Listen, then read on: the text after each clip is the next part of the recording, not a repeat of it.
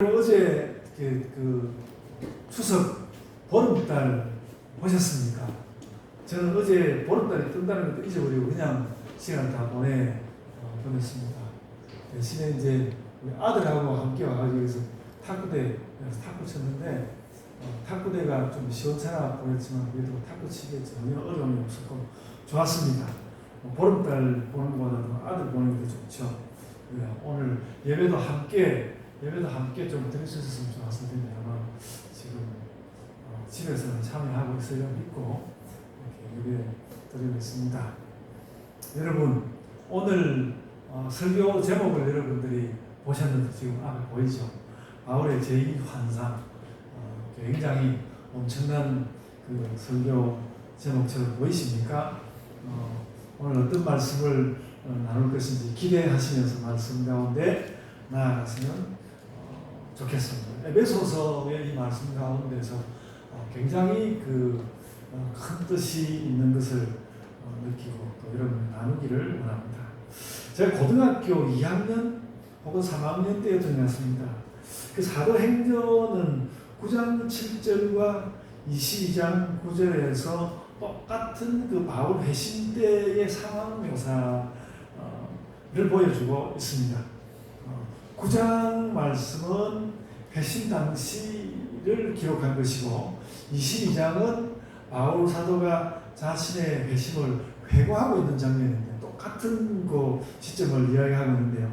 그런데 여러분 그 두 구절의 묘사가 서로 반대된다는 것을 여러분들이 확인해 본 적이 있는지 모르는데 그 서로 반대된다는 것을 고등학생인 제가 발견을 했습니다. 고등학교 때 성경 열심히 듣고 발견했습니다.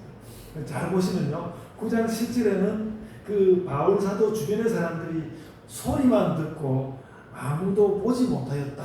이렇게 씌어져 있고요. 22장 9절을 보면요. 그 주변 사람들이 빛을 보면서도 소리는 듣지 못했다. 그렇게 쓰여져 있습니다. 그래서 반대되는 내용으로 씌어져 있어요. 그래서 반대라고 제가 이제 그래서 저희 교회 목사님께 찾아가서 목사님께 질문을 했더니 우리 목사님 굉장히 잘 빠져나가셨습니다. 두꺼운 주석책을 하나 막 성경 전체가 두꺼운 주석책을 주시면서 스스로 공부해보라고 하고 아무 말씀도 안 하셨습니다. 제가 오늘 이제 설교를 하느라고 다시 이 본문들을 비교해 보았는데 그것이 딱 모순된다기보다는 이 사도행전을 쓴 누가의 강조점이 좀 바뀐 것 같아 그런 정도로 느끼고요. 그래도 어쨌든 이 기록이 모순된다는 것을 학자들이 찾아서 대체로 인정하고 있는 것 같습니다. 그래서 흥미가 있는 분은 나중에라도 한번 살펴보시길 바랍니다. 그래서 여러분 저도 이제 그런 해석을 해보는데 이 해석을 위해서 제가 비유적인 접근을 한번 해보겠습니다. 제가 이제 교통사고 생각해보면 저도 교통사고 꽤 많이 당했더라고요. 제가 교통사고 당했던 생각이 났습니다. 초보 운전을 하는 친구의 차를 타고 가다가 있는데 이 내리막길인데 우회전하는 내리막길에다가 회전까지 하는 길을 싹 만났는데 운전을 하는 친구가 뭔가 딴짓을 하고 있었어요. 그러다가 막 차가 완전히 뒤집어져 버렸습니다. 차가 전복됐다고 하지 않습니까? 작은 차에 그때 그 차에 사람이 5명, 아니 꽉 차게 5명이 타고 있었는데요. 다행히 그래도 상해는 없어가지고 겨우 이제 문들을 열고 나왔는데 저는 이렇게 문을 열고 나오면서 제가 제일 먼저 그 문을 열고 나왔다 이렇게 생각하면 제일 먼저 문을 열고 나왔는데 나왔다고 생각을 했거든요. 그런데 다른 친구가 저한테 그러는 거예요. 자기가 이렇게 문을 열어줘가지고 제가 나왔다는 거예요. 저는 분명히 제가 문 열고 나온 것 같은데 자기 열어줘가지고 나왔다고 옷을 확 박아서 이야기해가지고 깨갱하고 제가 아무 말도 못하고 그랬는데 그래서 아직도 누가 먼저 문을 열고 나왔는지 밝혀지지 않은 채로 그냥 미제의 사건으로 이렇게 남아있습니다. 아직도 밝혀지지 않았습니다. 근데 그 친구와 제 거짓 없는 그 친구도 거짓이 없고 저도 거짓이 없는 그런 경험 이야기인데 완전히 달랐습니다. 완전히 그 경험의 이야기가 달랐습니다. 그 극적인 순간에 차 내에 사람들이 사고 없이 살아나왔다는 것이 중요했고, 그 당시 주변 상황의 기억은 사실은 제각각이었습니다. 이 예수님 환상을 가볍게 이런 교통사고에 유비시킬 수는 없지만, 바울의 이 환상 사건은 정말 바울로서는 인생이 완전히 전복되는 순간이었습니다. 천지가 요동치는 그런 순간이었습니다. 그래서 어떻게 생각해보면 소리만 들렸던 것 같고, 어떻게 생각해보면 빛만 본 것 같고, 그 선광의 순간 또 주변 사람들의 반응들도 다 제각각 뭐라고 한마디로만 말하기 어려운 굉장히 혼란스럽기도 한 그런 상황이었을 것입니다. 굉장히 거룩하고도 격렬한 선광의 순간이었습니다. 이때 가장 중요하고 분명한 것은 이때 바울이 예수 그리스도를 만났다는 것입니다. 이것이 중요한 것이죠. 이것이 바울의 인생을 전복시킨 제1환상입니다. 제가 오늘 설교 제목을 바울의 제2환상이라고 했는데요. 제가 오늘 본문 말고 그 에베소서 앞부분에 에베소서 1장 7절로부터 10절 거기도 한번 여러분 펴놓고 한번 보십시오. 그 에베소서 1장 7절로 10절 이 말씀을 읽다가 이번에 이제 우리 큐티하고 있잖아요. 이번에 이 말씀을 읽다가 제가 또 환상을 본 것 같은 그런 놀라움을 느꼈습니다. 이 말씀 잘 봐야 하겠다. 7절을 보면요. 이제 7절부터 10절인데 7절을 보면 어떻게 기록되어 있는가면 우리가 7절의 내용은 우리가 그리스도 안에서 죄사함을 받았다고 말씀하고 있습니다. 그리스도 안에서 죄사함을 받았다. 그리고 나서 이제 8절, 9절을 지나서 10절에서는 이 죄사함으로 그리스도 안에서 천지가 통일된다고 말했습니다. 온 우주가 세계가 통일된다고 그렇게 말하고 있습니다. 그래서 이 7절과 10절을 다 연결하면요. 7절과 10절을 연결하면요. 우리가 죄 용서받는 것은 우리가 죄를 용서받는 것은 우리가 죄 용서받는 것은 우리 자신만을 위한 어떤 사건이 아니라 시공간과 빛을 포함한 하나님의 온 세상 천지 통일을 완성하는 사건이라는 것입니다. 우리가 죄 용서받는 것이. 즉 우리의 죄 용서가 우리에게만 걸려있는 것이 아니라는 말입니다.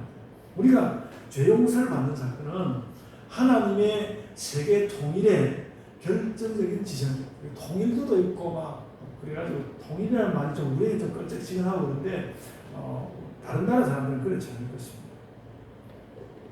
이해득실도 말하는 것 같긴 합니다만 우리의 죄 용서는 우리에게만 좋은 것이 아니라 하나님이나 예수님도 너무나 원하시는 것이고 그렇게 해야만 일단 우리를 좀 적어놓고 보더라도 그렇게 해야만 하나님이 원하시는 천지 통일이 된다는 것입니다. 우리의 죄 용서는 나의 죄 용서는 나만 아니라 하나님께도 좋은 일이다. 나의 죄 용서는 나에게만 좋은 일이 아니라 하나님께도 좋은 일이다. 물론 틀린 말은 아닙니다. 나의 죄 용서가 확보되지 않으면 하나님의 천지 통일이 완성되지 않는다는 것입니다. 완성되지 않는다. 하나님 섭리의 완성을 위해서 나의 죄 용서가 반드시 있어야 된다.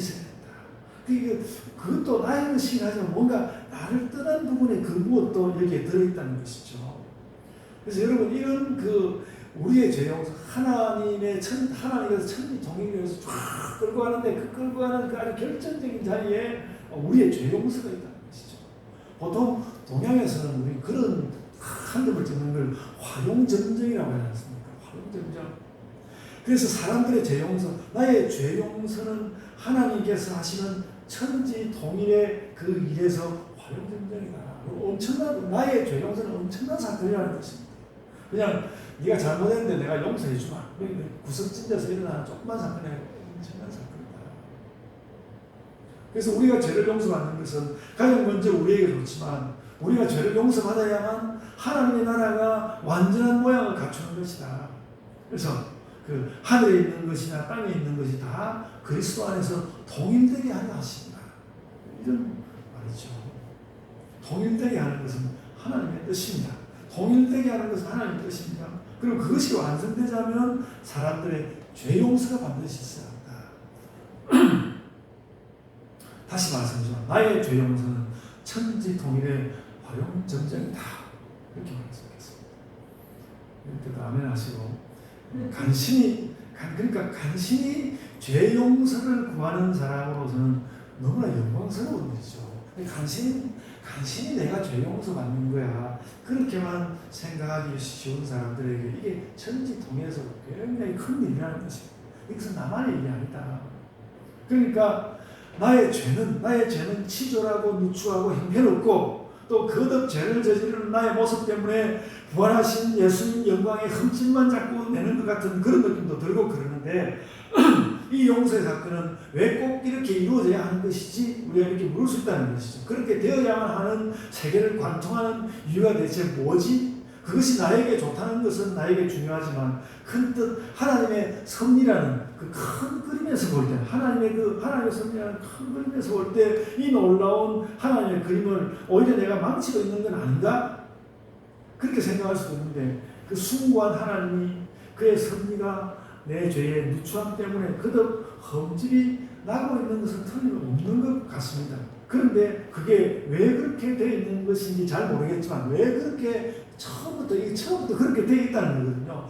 처음부터 왜 그렇게 되어 있는지 모르겠는데 내 죄 용서가 이루어져야만 하나님의 천지 통일이 온전히 이루어진다는 것입니다. 그래서 그것은 세상의 출발부터 세계는 그 질서 속에 이미 있다는 것입니다. 세계의 통일된 질서와 온전함을 위해서 나의 죄 용서가 필수적이다. 그리스도께서 이루시는 나의 죄 용서가 천지 통일의 화용점정이다.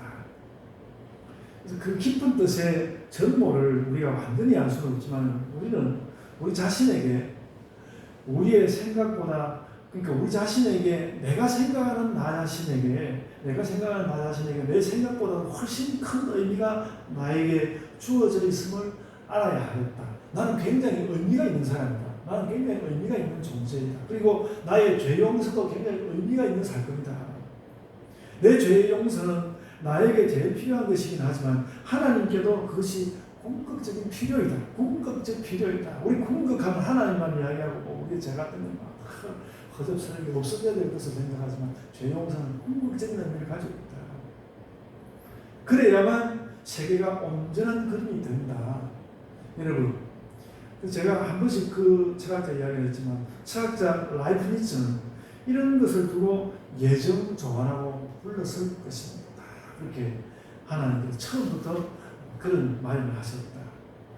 하나님의 온천지 예정조화에 나의 죄 용서가 필수였습니다.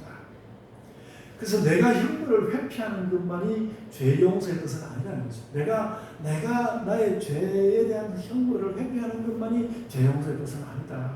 내 존재가 혹은 내 죄의 용서가 하나님 나라의 예정조화에서 핵심을 이루고 있다. 그리고 그것이 전체 그림의 마지막 완성인 것으로 바울 사도는 에베소서에서 말씀하고 있다. 바울은 에베소서에서 그 이야기를 하고 싶었던 것 같습니다. 예수님의 그 죽으심, 그의 부활 이런 것이 우리의 죄 용서를 이루므로써 하나님께서 통일하려고 하는 그 온 세계에 대한 그림을 완성하신다. 바울 사도가 그 이야기를 하려고 하는 것입니다. 그래서 하나님이 나의 죄 용서를 엄청나게 필요로 하는구나. 이런 우쭐한 마음이 아니라 하나님께서 우리 죄 용서에 하나님 나라 완성과 관련된 의미를 주셨습니다. 그래서 죄 용서라는 말을 너무나 언제나 어둑어둑한 어둠의 일로만 생각하는 것이 아니라 그 어둠의 일로만 생각하는 것이 아니라 하나님 나라 의의 한 가닥으로 여기고 나의 죄 용서를 하나님 나라 의의 한 가닥으로 여기고 그 나의 죄 용서가 하나님 빛의 완성인 것으로 여기고 그 용서받은 삶을 기쁨으로 누릴 심정이 우리에게 확 생겼으면 좋겠다. 이게 엄청난 일이구나. 그래서 나의 죄 용서는 내 인생 누추함의 어떤 찌꺼기 같은 것이 아니라 하나님 나라 통일의 마지막 한 줄기 빛이다. 그래서 죄에다가 방점을 찍기보다는 용서의 방점을 찍어서 그렇게 우리가 이해하자는 것입니다. 여러분, 저는 그렇게 에베소서가 그렇게 씌워졌다고 생각합니다. 최초의 조직신학자 리옹의 이레니우스가 이 에베소서 1장 10절에 통일이라는 말에서 총괄갱신이라는 말이고, 총괄갱신 말이 굉장히 어렵습니다만 모두 다 갱신된다는 것이죠. 이 에베소 1장 10절에 그 통일이라는 말에서 총괄갱신이라는 모든 것이 새로워진다는 말을 사용하는 것이 무엇인지 느낄 수 있지 않습니까?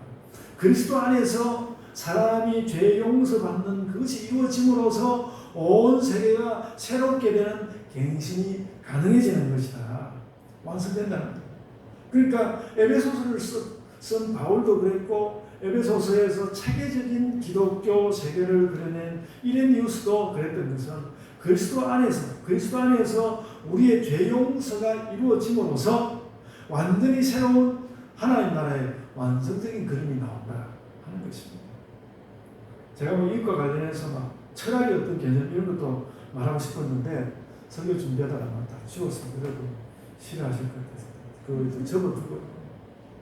그러니까 그리스도께서 행하시고, 그리스도께서는 그 일을 위해서 행하셨고, 하나님께서는 애초에 정해두신 완벽한 세계 완성에서 나의 죄 용서는 필수적이다. 당신들의 죄 용서는 필수적이다. 그래서 내가 이걸 당신들에게 이 복음을 전하고 있는 것입니다. 이게 바울 사도의 에베소서 기록이죠. 나의 죄 용서가 오직 나의 형벌 면제만이 아니라 하나님 나라 완성이다. 이렇게 됨으로써 오늘 본문 6절의 말씀이 뜻이 통한다고 저는 생각합니다. 하나님이 만유 위에 계시고 만유를 통일하시고 만유 가운데 계시도다. 이 일을 함에 있어서 우리의 죄 용서받는 일이 함께 결부되어 있다는 것입니다. 나의 죄 용서는 하나님의 이런 만유 위에 계시고 통일하시고 그 가운데 계시는 하나님의 이런 모습에 필수적이다. 이것이 에베소서가 말하려는 통일의 뜻입니다. 이렇게 됨으로써 하나님과 세계와 내가 혼연일체, 아까 예정조화, 외전조화를 이루는 것이죠. 그래서 저는 바울의 이 통일이라는 말과 그 신학이 세계의 그림이라는 것이고, 바울이 회심한 후에 다메섹 도상에서 그 예수님을 보았던 그 첫 환상 이후에 이제 그 처음에 예수님을 확 받아들이는 그 첫 환상 이후에 이제 하나님 나라 그림을 완전히 온전하게 이해하는 그런 환상이라고 생각해서 제가 오늘 설교전부터 바울의 제2 환상이라는 이름을 붙인 것입니다. 바울이 예수 그리스도를 만날 때도 예수 그리스도 환상을 처음 볼 때도 이런 것과 무관한 것은 아니었겠지만 이 에베소서에는 그때 제1 환상 때 만나던 그와는 달리 온 세계를 이해하는 그런 모습으로 이 에베소서를 기록하고 있고, 제가 그것을 제2 환상이라고 그냥 이름을 이렇게 붙여봤습니다. 바울 개인의 환상이 하나님 나라에 완전히 녹아드는 환상의 완성이라고 생각합니다. 에베소서의 이 말씀입니다. 우리 교회에도 우리 지체들에게 이런 비전이, 그러니까 세계가 이렇게 나에게 나오고 거기에서 내가 의미 있고 나의 죄 용서도 의미 있는 그런 자리로 들어가고 그런 것을 화창하게 느끼면 좋겠다는 것입니다. 저는 바울의 행적에서 그런 환상을 강하게 느꼈습니다. 이번 주에 설교 준비를 하면서 내가 하나님과 하나님 나라와 이렇게 깊이 의미 있게 연관되어 있다. 그래서 내가 있어야 하고 나의 죄 용서도 반드시 있어야 하는 것이다. 우리는 에베소서에서 이런 하나님 나라의 그림을 볼 수 있습니다. 그리고 그렇게 우리가 에베소서에서 그런 그림을 쫙 그려낼 수 있지만, 그러고도 세계는 또 여러 가지 모양으로 변해가는 것이기는 하지만, 세계는 여전히 변해가기는 하지만, 그래도 우리의 죄 용서가 정말 중요하고 그렇게 만들어진 첫 그림을 내 심정 가운데 딱 이렇게 가지고 기초로 해서 우리는 그것을 기초로 해가지고 신앙생활도 하고 세계에 대한 판단도 하고 일상을 살기도 하는 것입니다. 바울은 에베소 성도들에게 그걸 보여주고 싶었던 것 같습니다. 당신들이 하나님의 이 큰 그림, 하나님의 이 나라를 이해할 수 있습니까? 당신들 각 사람의 그 죄 용서가 이 큰 그림의 완성입니다. 나의 죄 용서는 나의 누추한 신변 잡기가 아니라 하나님 세계의 완성으로서 일어나는 사건입니다. 이것이 바울의 제2 환상입니다. 여러분, 1장에서는 그 통일의 그림을 이렇게 죄 용서로만 말씀했는데 오늘 읽은 본문 4장에는 원래는 16절까지 다 읽어드리고 있습니다만 본문 4장에는 그 통일의 그림을 우리가 살고 있는 세계 속으로 불러드립니다. 그래서 4장 1절에서는 바울 사도가 감옥에 갇혀있는 자신을 말씀하지 않습니까? 엄청난 막 하나님의 세계 그림을 이야기하면서 그 첫 부분에 감옥에 갇혀있는 자기 자신을 이야기하고 있습니다.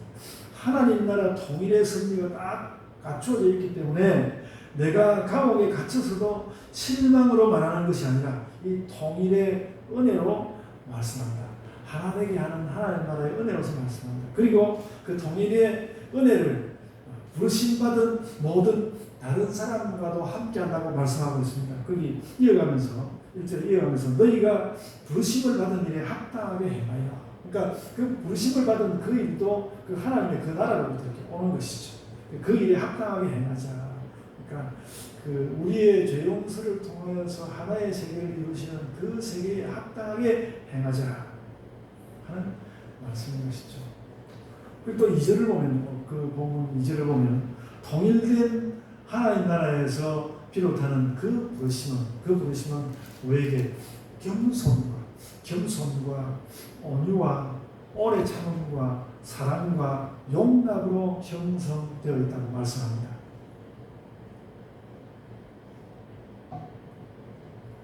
조금만 이제 나누어서 이야기해보면요, 우리에게 주시는 우리가 살아가는 이 땅 가운데서 하나님께서 우리에게 주시는 그 하나님의 나라는 겸손과 온유와 오래 참음, 말을 내리는 거죠. 겸손하고 온유하고 오래 참는 것으로서 말을 내려놓고 또 사랑과 용납으로 타인을 받아주는 것이죠. 말을 내려놓고 타인을 받아주는 것을 통하여서 그 완성된 하나님 나라가 우리에게로 이 땅 가운데서 들어온다는 것입니다. 그리고 3절을 보면 이것이 정말로 실현되기 위해서 우리 성령의 도우심을 받는 것이죠. 성령의 역사를 통과한다. 그래서 말하기를 평안에 매는 줄로, 매는 줄이라는 게 하나 되게 하는 거 아닙니까? 평안에 매는 줄로 성령이 하나 되게 하신 것을 힘써 지키라. 계속 이게 하나인 그 하나님 나라를 여러 가지 면으로 우리의 삶으로 또 성령께서 메어 주시는 줄로 이렇게 표현하고 있습니다. 성령은 하나 되게 하시는 하나 되게 하시는 하나님의 세계를 만드시는 하나님의 영입니다.